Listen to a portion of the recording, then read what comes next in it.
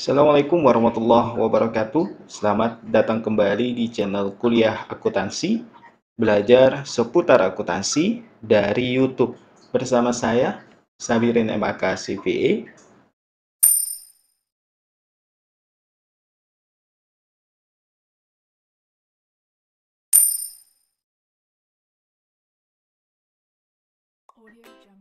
Di video kali ini, teman-teman, di segmen akuntansi lembaga keuangan syariah, kita akan membahas seputar akuntansi zakat, infak, dan sedekah. Nah, saya tidak akan terlalu banyak membahas tentang bagaimana hukum fikihnya ya, karena otomatis itu bukan keahlian saya.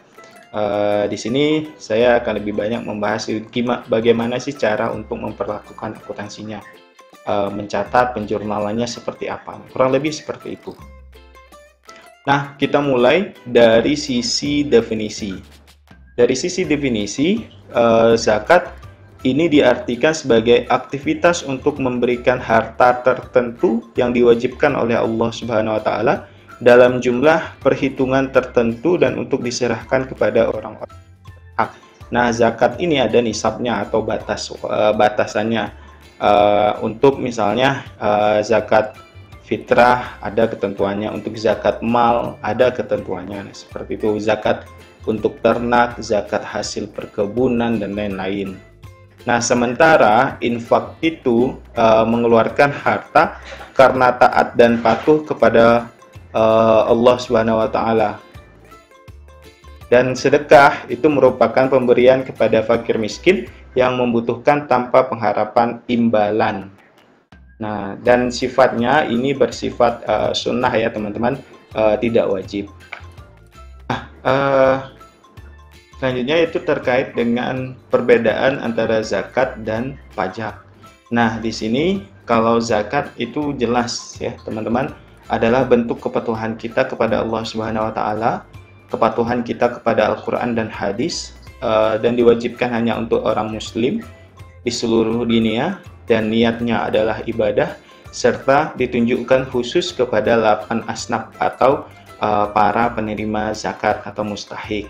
Nah, sementara pajak ini adalah bentuk kepatuhan kita kepada pemerintah dan hukum perundang-undangan, kewajiban kita sebagai warga negara tidak pandang agama Islam maupun non-Islam, dan juga berbeda antara satu negara dan negara yang lainnya, dan juga tidak perlu niat untuk melakukannya, sementara zakat harus diiringi oleh niat.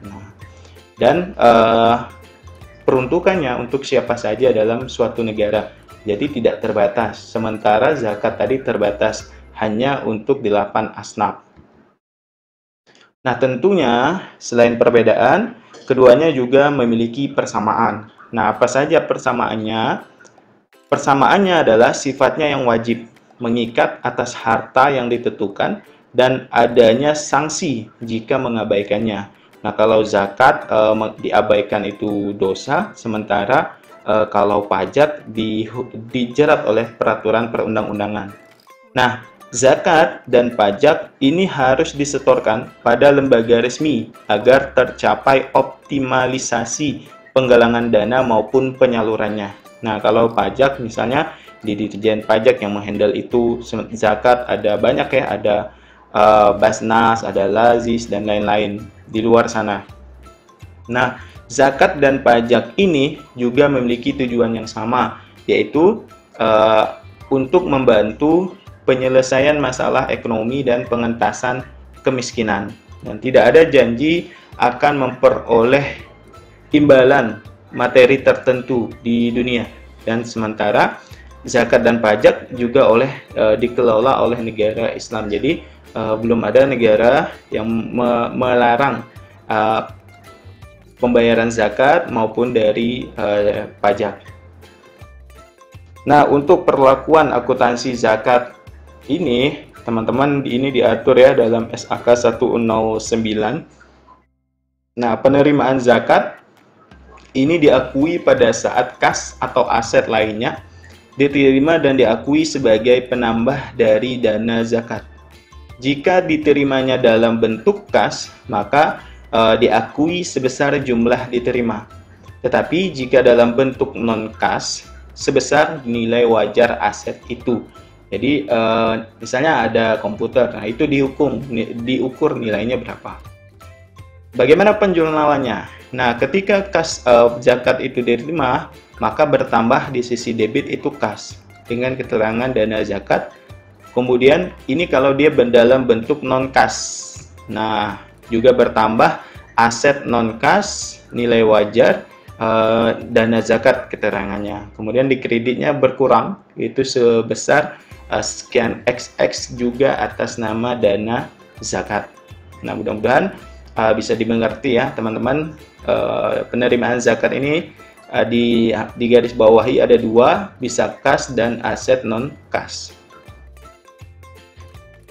Untuk zakat yang diterima diakui sebagai dana amil untuk bagian amil dan dana zakat untuk bagian non amil. Kan dipisah tuh antara yang amil dan non amil. Nah, dana zakatnya bertambah di sisi debit.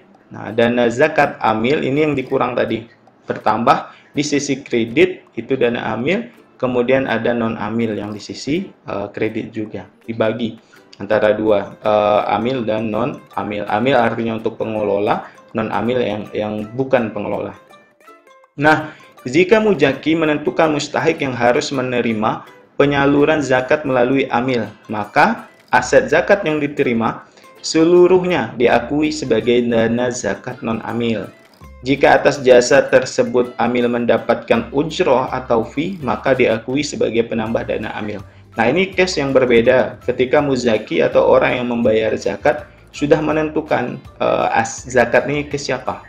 Nah, otomatis dia menjadi non-amil dan tidak ada hak amil atas tersebut, kecuali ada ujroh atau upah ya teman-teman. Karenanya di sisi debit itu ada dana zakat dan untuk kredit ada dana zakat non-amil. Bagaimana ceritanya kalau terjadi penurunan nilai aset zakat? Nah, penurunan nilai aset zakat ini diakui sebagai pengurang dari dana zakat. Jika terjadi tidak disebabkan oleh kelalaian amil. Nah, berbeda case-nya kalau disebabkan oleh dana amil ya. Di sisi debit ada dana zakat non-amil. Di sisi kredit menurun aset non-kasnya. Kedua, kerugian atau pengurangan dana amil jika disebabkan oleh kelalaian amil. Nah, makanya ada dana zakat, ini kerugian, amil, artinya dana ini akan mengurangi amil. Di sisi kreditnya ada aset non-kas berkurang.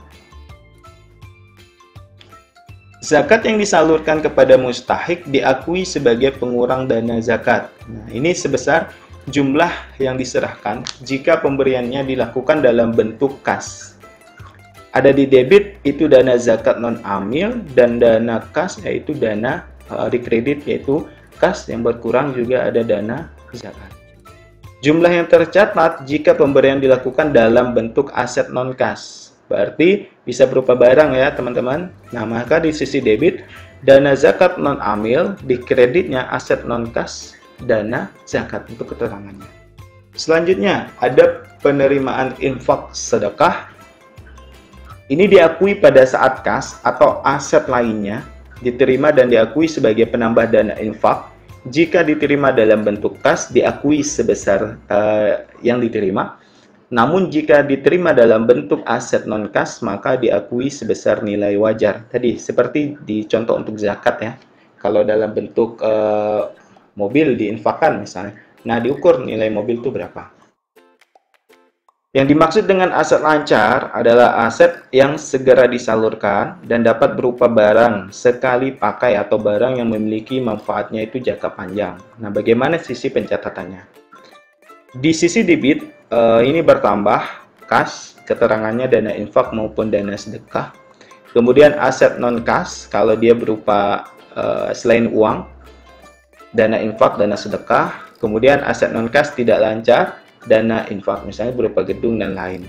Kemudian di sisi kredit dicatat itu dana infak dan sedekah. Nah, bagaimana selanjutnya yaitu terkait dengan infak yang diterima diakui sebagai dana amil untuk bagian amil dan dana zakat untuk bagian non-amil. Debitnya ada dana infak sedekah, ini yang diterima. Di kredit dana infak sedekah amil, dana infak sedekah non amil di sisi kredit. Nah, untuk aset yang tidak lancar, yang diterima oleh amil dan diamanahkan untuk dikelola, dinilai sebesar nilai wajar saat penerimaannya dan diakui sebagai aset tidak lancar infak dan sedekah. Penyusutan dari aset tersebut diperlakukan sebagai pengurang dana infak dan sedekah. Ini dengan kita garis bawahi ya, diamanahkan untuk dikelola. Maka di sisi debit dia akan mempengaruhi dana amil. Makanya di debitnya dana infak sedekah non amil. Karena di sini diamanahkan untuk dikelola, dinilai, artinya memang sudah ada nih untuk siapa. Jadi bukan untuk non amil. Maka di sisi kredit ada penyusutan akumulasi, penyusutan aset non lancar. Untuk penilaian akuntansi, aset non kas lancar sebesar harga perolehan dan aset non kas tidak lancar sebesar dari nilai wajarnya.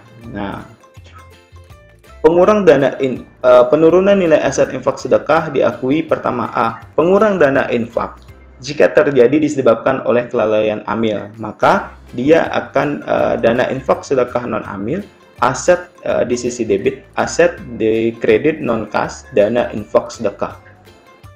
Ini dia langsung kena ke non amil, kita garis bawahi karena tadi tidak disebabkan oleh kelalaian amil. Beda cerita kalau oleh disebabkan kelalaian amil, makanya di bawahnya dana infak amil sedekah kerugian. Karena ini disebabkan oleh kelalaian amil, makanya di garis bawah itu ada amil. Kemudian ada kredit, aset non-kas, infak, dan sedekah.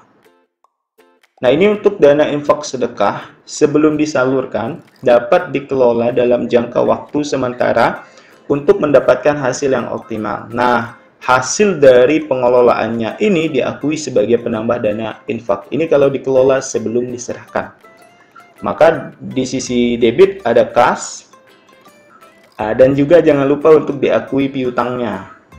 Karena infak sedekah, kan dana di kredit, dana infak sedekah. Yang berkurang kan digunakan adalah dana infak sedekah, jadi berkurang.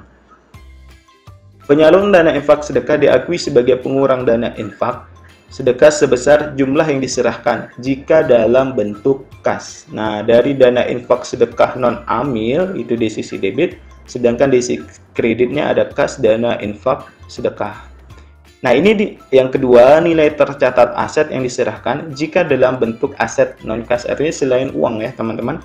Makanya di sisi debit ada dari dana infak sedekah non-amil, di kreditnya ada aset non-kas dana infak sedekah.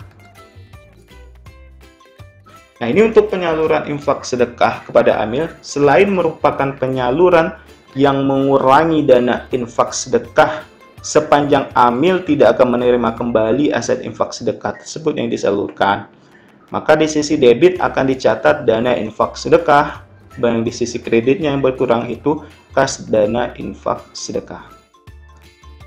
Untuk penyaluran infak sedekah kepada penerima akhir dalam skema dana bergulir, dicatat piutang infak dan sedekah bergulir dan tidak mengurangi dana infak sedekah. Artinya dari dana ada piutang sedekah ini yang diserahkan lagi, tapi untuk diusahakan ya, artinya untuk keperluan bisnis. Infak ini diserahkan untuk keperluan bisnis, makanya diakui sebagai piutang. Atau ada salah satu dari pekerja yang minjem uang atau apa, nah diakui sebagai piutang. Piutangnya dana infak sedekah, ini kalau diambil dari dana infak sedekah. Di sisi kredit itu berkurang kas dana infak sedekah. Nah, demikian teman-teman penjelasan saya mengenai akuntansi zakat, infak, dan sedekah. Mudah-mudahan menjawab kebutuhan dan keingintahuan dari teman-teman. Sampai bertemu di video-video saya selanjutnya. Terima kasih banyak, dan jangan lupa like, komen, dan subscribe serta share agar yang lain bisa tahu.